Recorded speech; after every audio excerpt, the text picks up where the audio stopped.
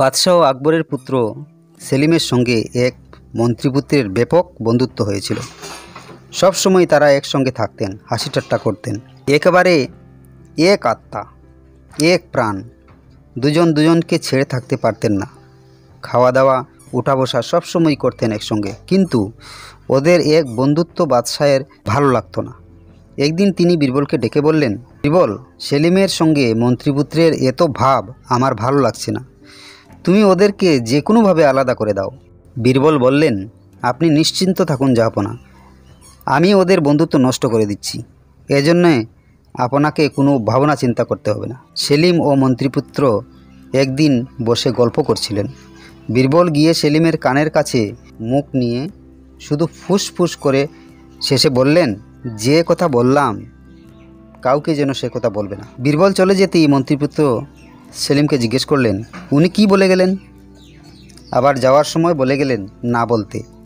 সেলিম বললেন, কিছুই না, শুধু ফুসফুস করলেন। সত্যি বলছি, আর কিছু বলেননি। মন্ত্রীপুত্র সে কথা বিশ্বাস করলেন না। জরুরি কাজ আছে বলে উঠে চলে গেলেন। মন্ত্রীপুত্র মনে মনে ভাবলেন, হয়তো তারই সম্পর্কেই বীরবল কিছু বলতে মানা করছেন। সেলিম কিন্তু সেজন্যই বলছে না। এরপর থেকেই কোনোদিনই আর তাদের দুজনকে একসঙ্গে দেখা যেত না। মন্ত্রীপুত্র আর একেবারেই আসতেন না। তো বীরবল এমন একটি বুদ্ধি প্রয়োগ করলেন যেখানে তাদের বন্ধুত্ব নষ্ট হয়ে গেল। তো ঠিক বীরবলের কাছে অ্যাকচুয়ালি যে কোনো জিনিস সেটা তার নিজের কাছে সামান্য পরিশ্রমের ব্যাপার। সামান্য বুদ্ধি প্রয়োগ করেই তিনি অনেক বড় কিছু হাসিল করে নেন। তাই তো আকবর বীরবলকে খুব ভালোবাসতেন। যা বলতেন তাই তার যোগ্য জবাব বীরবল দিয়ে দিতেন। তো আজ তাহলে এখানেই শেষ করছি। দেখা হবে আগামীকাল একটি সুন্দর ছোট্ট গল্পের সাথে।